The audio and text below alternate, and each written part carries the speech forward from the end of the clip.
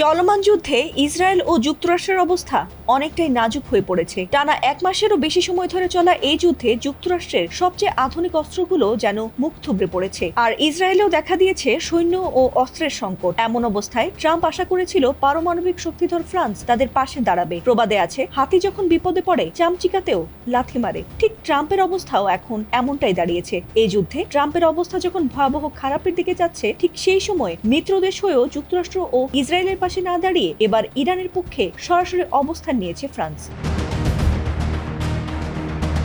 যুদ্ধের সর্বশেষ অবস্থা দেখলে বোঝা যায় ট্রাম্প কতটা বেকায়দায় পড়েছেন। একদিকে আমেরিকার নাগরিকরা ট্রাম্পের বিরুদ্ধে রাস্তায় নেমে বিক্ষোভ করছে, অন্যদিকে ইরান ট্রাম্পের যুদ্ধবিরতির প্রস্তাব নাকচ করে পাল্টা হামলার হুঁশিয়ারি দিয়েছে। আর এমন মুহূর্তেই ট্রাম্পকে কোনো তোয়াক্কা না করেই এই যুদ্ধে ইরানের পাশে এসে দাঁড়িয়েছে পারমাণবিক শক্তিধর ফ্রান্স।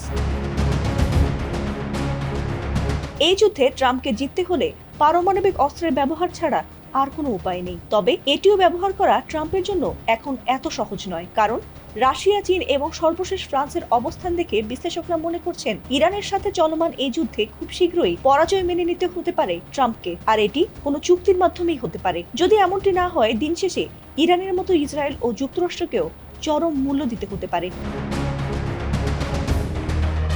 এদিকে ফ্রান্সের প্রতিরক্ষা মন্ত্রী ক্যাথরিন ভৌটিন স্পষ্ট ভাষায় জানিয়ে দিয়েছেন, ইরানের বিরুদ্ধে চলমান সংঘাতের সময় ফ্রান্স ইসরায়েলকে আর কোনো আক্রমণাত্মক অস্ত্র দেবে না। তিনি আরো জানিয়েছেন, যুক্তরাষ্ট্র ও ইসরায়েলের পক্ষ নিয়ে ইরানের বিরুদ্ধে কোনো সামরিক আগ্রাসনেও ফ্রান্স অংশ নেবে না। ফ্রান্সের এই অবস্থানের প্রতিক্রিয়ায় প্যারিসে নিযুক্ত থাকা ইসরায়েলের রাষ্ট্রদূত ক্ষোভ প্রকাশ করে বলেছেন, ফ্রান্সকে তারা আর বন্ধু হিসেবে বিবেচনা করতে পারবে না।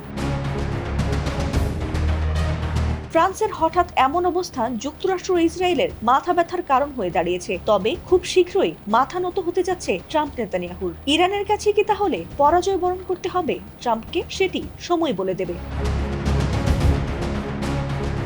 ফাতিমা সুলতানা, এটিএন বাংলা।